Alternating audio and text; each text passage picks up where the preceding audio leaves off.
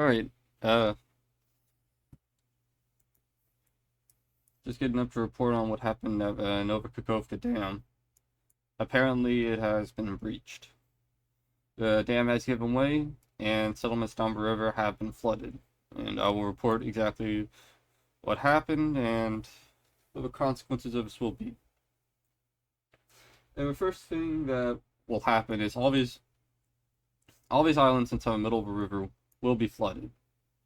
They'll be sent completely underwater. The houses under will have water go over a roof. And lower settlements along the river, Aleshki, Sahi, all these places right here, their area with the sand flats and all that, that area will become flooded for the next 3 weeks, along with this area right here. Additionally, rivers that have been slightly dried up as a result of a dam will be flooded temporarily, such as the Inglets right here, this one by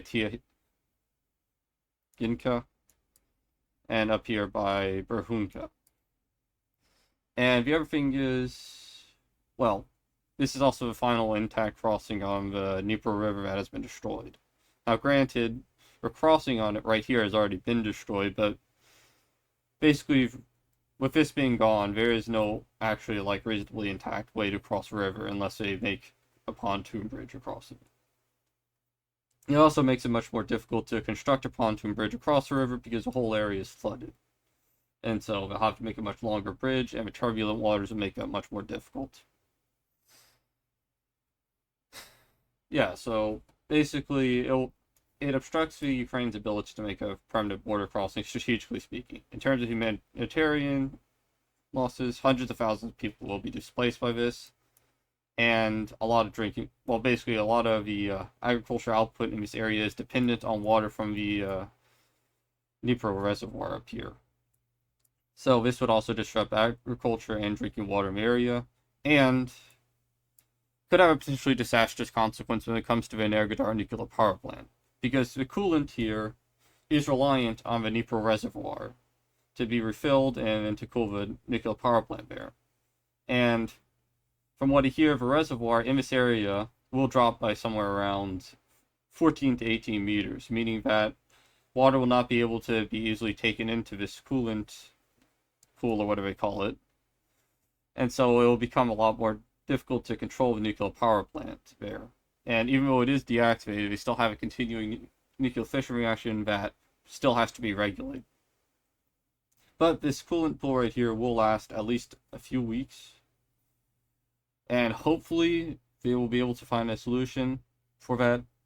But something that makes me a little bit disturbed is I don't think Russia will be looking to find a solution to that. Well, I don't know. I think they'll be wanting to use this as a bit of a scary leverage on the Ukrainians if their counteroffensive over in Zaporizhia continues. And then becomes the question of what exactly happened to the dam. Whether it was intentional or whether it was an accident. And the answer is, in this case, it actually doesn't matter, because the Russians were being extremely reckless with the dam in the first place. They filled the reservoir to being overfull, even if it was not a deliberate action to let the reservoir fill over, well, to have a dam collapse. The actions it made leading to it to collapse were why it collapsed. They filled the reservoir 5 meters above capacity. There are pictures of a dam prior to its collapse with water going over the top. Even if they did not intend to, which I personally think they did intend to, judging by the timing, considering the attacks the Ukrainians are launching in Zaporizhia right now, it was extremely reckless what they did. And honestly, culpability, even if it's in the form of incompetence, still lies on behalf of the Russians for acting in that manner. And there are reports of explosives being used to destroy the dam. I personally think that's just the sound of a dam breaking. You really can't tell the difference between a mass explosion and the sound of a dam breaking.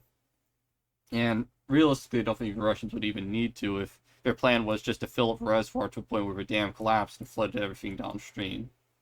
I think it's just a cynical way of just slowing down the Ukrainian offensive so that they could redirect resources over from this area. And it comes down to the question of whether that would work. It depends on how you look at it. Because will the Russians be able to take away all their troops from this area? No, because the main resource of Ukrainians are using to harass this area are small boats, which they can send across the river. Are those boats going to be destroyed by that? It depends how the Ukrainians act and how quickly they act. If they act in advance of the whole situation, they could evacuate the boats to be out of the way of a flooding, Mykolaiv or whatever. But other than that, it's like, there's not really much else to say. It's that Russians acted recklessly or maliciously, flooded the area, and this could interfere with the ability of Ukrainians to maintain a permanent logistic line on the opposite side of the river for at least the next 3 weeks. And it will make it more difficult in the future because all these islands have then become permanently underwater due to the destruction of a dam. That's it.